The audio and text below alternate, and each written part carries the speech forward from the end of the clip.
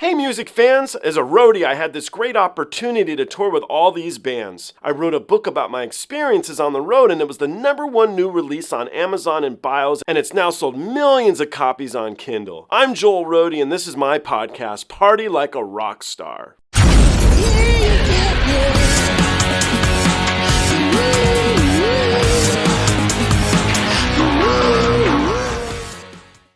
Have we heard of Love Bites? I have not. This episode features my friend Kyle Talcher. Kyle's a bro. He was the frontman of an influential nardcore band out of Oxnard, California here by the name of Dr. No. If you've never heard of him, influential's cool, and that Kurt Cobain was a fan. You guys can check it out in this photo here from when he was, I think it said 18 years old, but look at the poster on the wall. Look at the other one, too. I love some Black Flag. I hope you guys do, too. Anyway, what Kyle's been up to since then. So, Kyle wrote a track called Mr. Freeze. It was covered by Slayer. That led him on to some other ventures. He'll explain in one of these episodes. But he became a visual effects artist. He's been nominated for 8 Emmys. He's won 2 Emmys. Those were for Firefly and Battlestar Galactica. He just recently worked on Top Gun in the visual effects department. More recent than that, what he actually started up here during COVID was writing. And so I have one of his books here, Live Wire. It was a present from him for my birthday last year. It was real cool. I appreciated it. You can read more about Kyle. You can check out his other books and see what he's up to always at kyletalcher.com. You can find his books also on amazon.com and enjoy. Also want to throw a thank you, a shout out to the people at Cream Magazine. They sent me their newest issue. You can go to cream.com and you can subscribe to the magazine yourself. If you don't think Cream's cool, you're not cool. It's great that we got some publications back, I think. I think it's neat. So anyway, let's jump into this episode here with Kyle and see what he has to say. Let's give it a go. Okay, let's jump into this one. This is Love Bites. They are out of Japan. The track is called Stand and Deliver, Shoot 'em Down. And as I said, it was just released. So do these songs actually have English titles, or are these translations from? So this has English title. Love Bites actually sings in English. Okay. But they're Japanese. So right. Yeah. Okay, let's give it a go. それではその曲の先陣を切るのは新たに仲間となったこのメンバー、ファンメ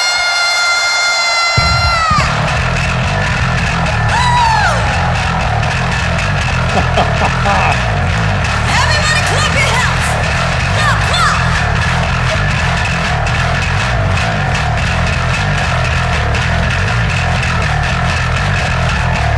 Woo, woo!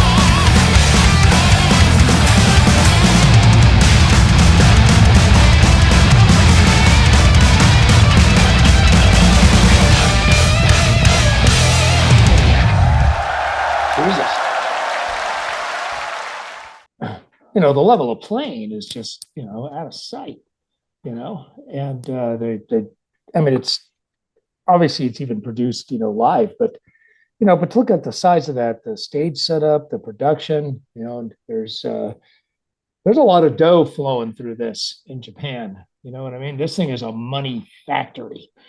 Those arenas are full. Everybody knows the songs. There's giant laser productions. Everybody's on point, and costume thing. I mean, the whole bit. I mean, this isn't somebody touring in a U-Haul. This isn't a garage band that came up through the ranks. Yeah. So what I don't know, because I don't know the culture and I don't live there, is are these bands organic, or are these producer built bands? Are these people writing the? I don't mean it as a detraction. I'm just asking how it's manufactured. I don't know what its process from inception to delivery is. I would imagine it'd be a bit of both. Yeah, I mean, because it seems like a managed thing. I mean, the lead player, especially the girl in the Les Paul doing the Wally, she was blazing. Yeah. I just wonder what their history is, what the history of the musicians is. And I don't know if stories are made up about them, like she grew up in Antarctica, raised by Yetis, or anything like that. But and I'm not saying the whole thing's a con. I'm not, but it's just amazing that it's that put together, that produced, that well done. I mean, that's also speaks to Japanese discipline, of course, right? A very well known trait. They're no slouch. Yeah. But but it's just amazing to see, so many women now be able to not that they can't, but you rarely see it in heavy music playing at that level. Yeah. It's rare that you see it, at least in Western culture. It's rare that you see that. That's what I'm saying. I think there's quite a bit of it coming out of Japan, and I think it's real cool. So yeah, it is cool. I mean, it's great. It's just kind of it is a bizarre thing, because she's dressed as a wedding singer, and they dress like they're all going to the prom, except maybe the other guitar player. And just tear it up. That's good. Yeah, and it's a bizarre thing. Yeah. And it's just being from California, and so I grew up in a different era, but to see that in the delivery is top shelf. I mean, that's an organized, structured, rehearsed. They all do their stage moves in sync, and that's a lot of work. Yeah. For everything, all the way down. And everybody's singing, everybody's on point, hitting the notes. Is it backing tracks or is it live? I think it's live. And if they are lip syncing, they're doing a hell of a job at it. So, but I don't think it's that. No, I don't. No, I don't think so. Yeah. I don't either. And the crowds love them. They do. They do.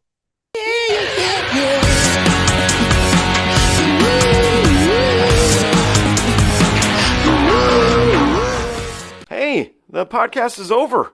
What are you still doing here? Well, while you're here, like and subscribe. Thanks.